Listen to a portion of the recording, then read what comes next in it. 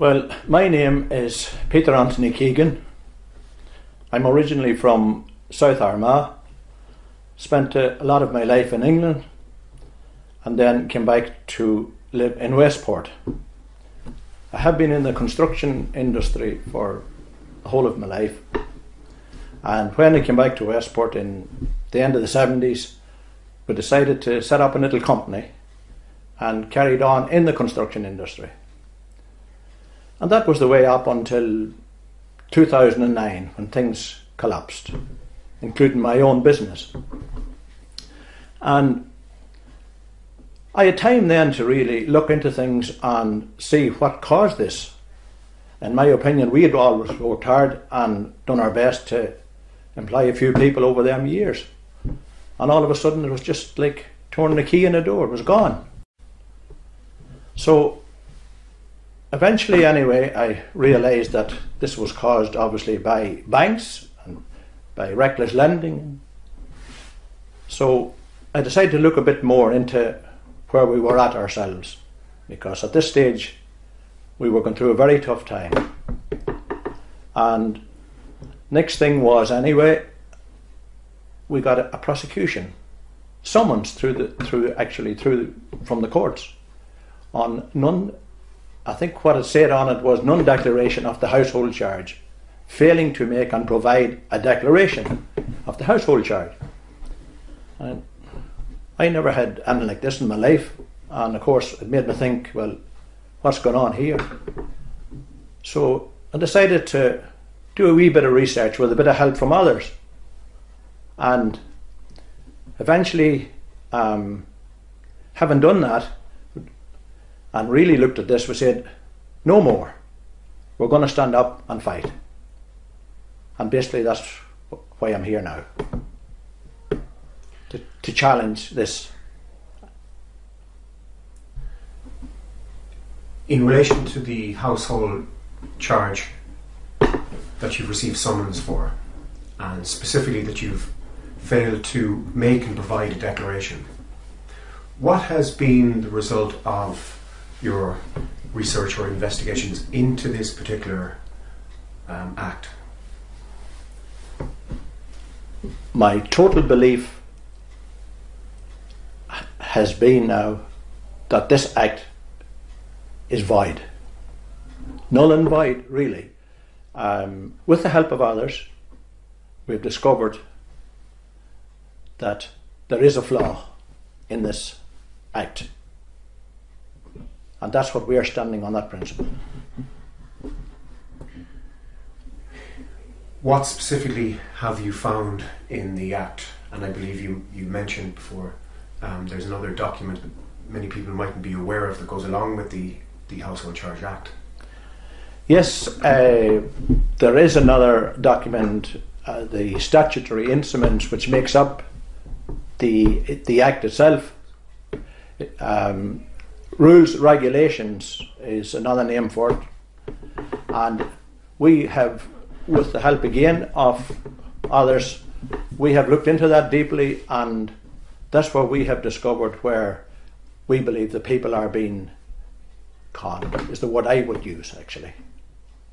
So that is our point that we are working on now. And in that we have discovered that when they ask for a signed signature, in fact, of the person, of the human being basically involved, it is not there. So what you're saying is that and correct me if I'm wrong here, that in the Act and in the statutory instrument, the rules that govern the Act, there is no requirement for a signature. Is that right? That is correct. There's absolutely nowhere in either the Act or the statutory instrument where it actually calls for the human being to sign. Also, there's nowhere in the Act or in the statutory instruments where it calls for a date. Okay, and What about this official form then that people have been told that it's mandatory that they must fill out, this HC12N form? Is that prescribed, or is it written that you must fill that official form out? Not at all. No sign whatsoever in that. And we believe that people have done that without realising, and obviously having not studied the documents as we have done. Okay. So there's an ever increasing number of people that are saying that the Household Charge Act and the property tax, this incoming property tax, which people are beginning to get letters now from the revenue, that it's an information and money gathering shakedown. What's your opinion on that? It's become very obvious to me that is near the mark, quite near the mark, because it would appear that any money that is being gathered is going to a central fund, and my belief, as well as I'm sure others, that money has been moved on to pay bondholders, to pay bondholders mainly, and it will not be used for the common good of the people.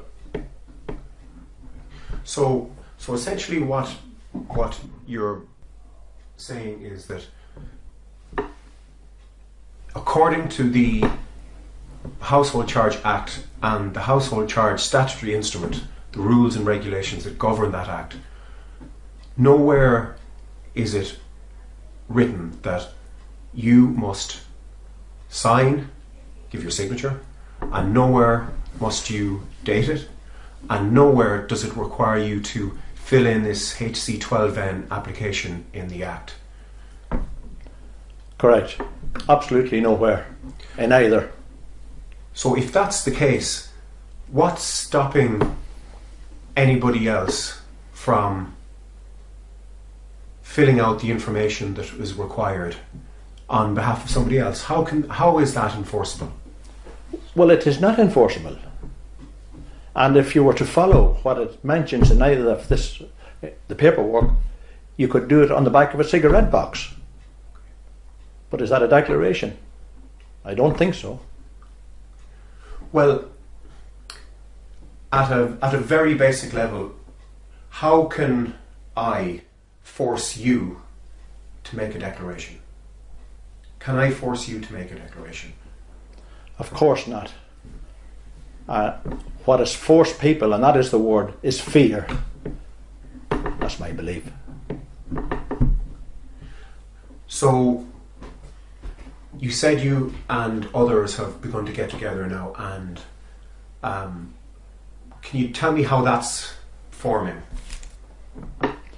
Well, at the moment we are now going about with others and informing people. We have now a website there which is called attackthetax.com, and I would say to anyone, go there and you will find a lot of the information about that, and also go to the meetings that are going on around the country, because it's time people, no more than an ordinary person like myself, more ordinary people need to stand up and say, well, I'm taking no more.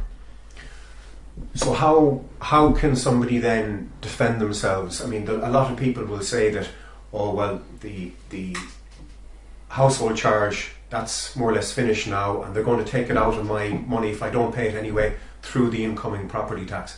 How can I and others, how can you defend yourself against this? What's going? Well, at the moment we have a case in the district court. We also have a case that was in the High Court, which has now been appealed, which is going to be ongoing to the Supreme Court. And as long as them two cases are alive, this will roll on, and people that have an interest and join the special purpose vehicle company which we have here, that is out now, they will have what they call an interest in both them cases. And we are defending in the district court the original case. We're also, because we are appealing it, we believe the whole lot is unconstitutional, And that's the basis of our case as well. And as far as we're concerned, the property tax and the household charge, they are tied in together anyway, and both of them are definitely going to come down. We will carry this right through as far as Europe if we have to. That's our main goal, to make sure people get justice here. So what you're saying then is that if the household charge falls, and you're saying it's unconstitutional and you said it's completely unenforceable, that the property tax will automatically fall as well? Yes, indeed. The property tax is indeed interlinked to the household charge, and that will be joined up, once the case is ongoing. And I believe also from the government side, it's stated there in the Act for the property tax that they will be taking over the household charge at a certain time. So you mentioned a special purpose vehicle. Can you, just in simple terms, I suppose, can you tell me what that is? What is this special purpose vehicle, and how does it link into your case? Well, it links into our case in the sense that anyone that's involved in the special purpose vehicle will have an interest, as I said before, which will mean it's tied then to my ongoing case, which is at the local level. People then have an opportunity by actually joining to, first of all, to follow your case, and indeed, but they'll be totally safeguarded, because with it being a company, it's only within that company, which is a legal company, that that's where their interest will lie, so that they can never have any, there can never be any case against them, anyone else. And we believe our case is very, very winnable. And when we win that case, it means that both the household charge and the property tax will have to be completely fired out. So the SPV then, what do people do to become part of the SPV? Very simple. All they have to do is, first of all, go and to any of the meetings, or pick up the cards that are about, which is fairly self-explanatory. They can then log on to become a shareholder. Basically, that's by logging on to the website. They become a shareholder for, I think it's about €2, maybe a little bit more if you pay through one of these PayPal or whatever. And by being a shareholder, they then do become that party of interest to our case, to both cases actually. It's been mentioned that there's already thousands that have become shareholders in this special purpose vehicle that has a special interest now in your cases. How many people are you hoping become shareholders in this case, and why? Well, first of all, as regards, we would hope that anyone that has looking for justice here will realise that people can feel it within themselves. They know this is totally wrong, what's been done to us.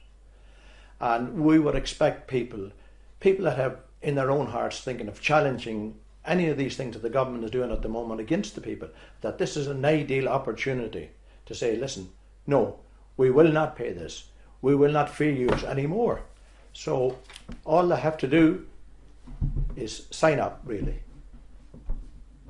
Well, would it be correct in saying that if over 50% of the householders become interested parties in this case, become shareholders, the government then would no longer have a mandate to implement this tax? No, indeed. Obviously the more numbers, the stronger our case.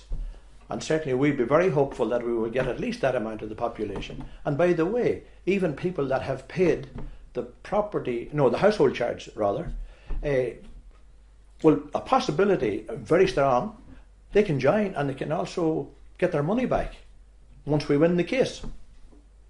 Because again, we believe that there was a cover up there, really.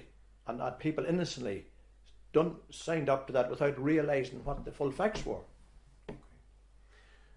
So there's absolutely no risk to anybody who becomes a shareholder in the limited liability of this special purpose vehicle, this SPV, and you'll not have to pay your property tax until the outcome of your case is known, or when you win, rather, as you're saying.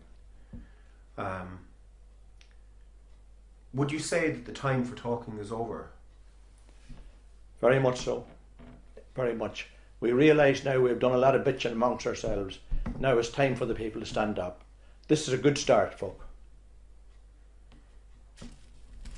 And by the way, I think this will on-go. This case doesn't matter whether we win it at the local level, or we believe if we don't, but we do believe we will win. It will move on and further, and you're looking here at possibly 2-3 years' time before any resolution is complete. That's my belief, as far as I know of the law anyway. Okay. So in summing up, the household charge is completely unconstitutional, is what you're saying, and completely unenforceable. That there is nowhere in the Act or the regulations do you have to sign it, date it, or fill out this HC12N, this official form. Am I correct? You're on the button there, absolutely. Yes, indeed, that is true. And so that there is no, in saying that you must make a declaration that somebody is telling porky pies. Of course. And that's easy for them, as we know. Okay. How can people get more information about this whole, what seems to be an ever-increasing number of people getting involved in this campaign? How can people get more information about it? Well, the tax is the best place to start. It's there on the website, and there's also meetings being held in different parts of the country now. Plenty of lads going around explaining it more in better detail than me, anyway. For I'm not really I'm not a lawyer, obviously, but for the simple person, get onto the website and you'll see the basis is there, really. Well, just on that, you said you're not a lawyer. Are there any lawyers around the country actually giving out this information? Well, I wouldn't think so. I wouldn't think so. Okay, so perhaps... Perhaps they might. Once we go to a certain level and we have the amount of people, I'm sure, we'll have some interest from other people as well. Finally, have you anything else to say just on this whole matter? Well, as I said, 2 or 3 years ago, we were in a state of, uncertainty was the word. But the more I have made a little bit of research, and others that I know have carried on, we've come to realise that we've been really trampled on. And if we don't stand up, what's going to happen, or trampled into the ground, and we know for what. So it's time the people of Ireland said, no more. I'm certainly saying no more, and I hope people will do the same.